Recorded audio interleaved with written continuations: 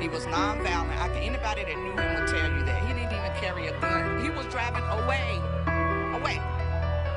Even though they was giving a search warrant, he was driving away. Why did y'all let off on him like that? We're not going away until we get some cooperation, until we get some transparency. What are you hiding? If there was body camera footage, tell the community. We do have body cameras, yes, and they were active. About 100 protesters blocked the streets tonight outside an emergency city council meeting and demanded the sheriff tell them what really happened. The group marched all over downtown for 2 hours. What's going on? This is My Life in the Shop. I'm your host, Donald. Watched it now. Andrew Brown Jr., 40 years old, father of 10, out of Elizabeth City, North Carolina, was being served a warrant for drug-related issues.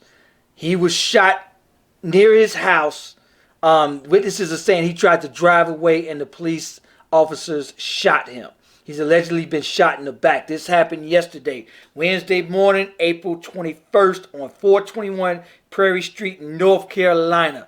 Now, as media, I've learned to reserve judgment until after I know all the facts. They do have body cam footage coming out. So I want to see what happened in that body cam footage. I want to bring to you guys cultural bias. Now, what is cultural bias? Now, in my community, we feel we can relate to him because he comes from our community. We can't relate to the cops. We can relate to him. None of us and no one can see how non-violent, he has no violent offenses on his record, just drug related. And we can relate to that. There's no jobs in our community, so a man trying to feed his family of 10, we can relate to that. That's a cultural bias. I don't see how somebody who's never been violent, just trying to feed, no violent arrest, will up in one day try to kill a cop, because that's when they can use deadly force, right? Is when their lives are in danger. However, the other cultural bias is nobody else can see how a cop can kill somebody innocent. So I get all walks of life on my comments saying, oh, he must have been trying to kill him. And everybody else says, oh, no, that's not right. Let's see what the body cam shows us. However, what does history teach us? I've done several videos that, in fact, just one the other day, where some kids was trying to drive off and the cop jumped out his car and said, up, see, they drove towards me. He cut his body cam off, but then he just unloaded on them. Bing, bing, bing, bing, bing. There was no body cam footage, so the cop got away. You know what the cop said? They drove towards me. I had to defend myself. I had to fear for my life. I've done several other stories where the cop had somebody boxed in, dude turned his wheel, tried to drive off, and the cop ran, boom, boom, boom, boom, and said, up, see, he turned towards me. Car is considered a deadly weapon if you have a warrant. Now, do you deserve to get shot because you try to drive off? No.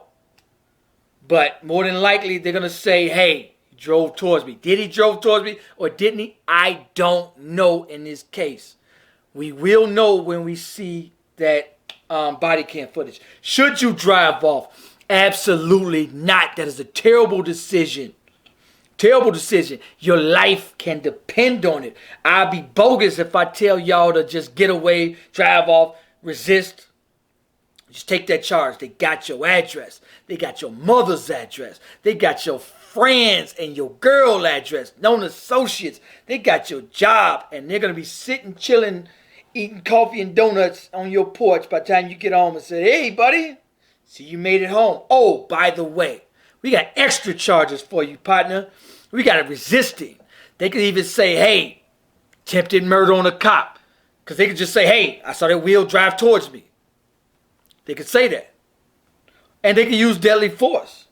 And they could get away with it easily. Because they got the easiest, he drove towards me. And there's nothing you could do, especially if there's no body footage. Ooh, it's an open and shut case. If you have a warrant, get your bail money up, call your people, tell everybody, hey, I'm gonna need about $500 to go take care of this warrant. Okay, cool. Go up there, take care of that warrant. Because warrants come at the worst time. You could be on your way to a wedding or something, and the cops pull you over. Run your name. Come with me, buddy. Come with me. So I want to take you guys on where this happened at. This is where it happened at here, 421. Now they're saying he was near his house where they tried to serve the warrant. He tried to drive off on him and he hit a pole or a tree. I'm thinking that's it right there. I don't know whether it's in his backyard and he tried to pull out on him and hit that. They shot him and he hit that. Or was he in the street when they tried to stop him? He drove off and hit that pole. But it's unfortunate. What does social media say about it? You know, with social media, man, the word get out right away. Right away. A sheriff's deputy killed 40-year-old black man today named Andrew Brown Jr. Defund and abolish the police for fund communities. North Carolina. That's not his. I'm telling you, now stories get out there throughout the whole world instantly.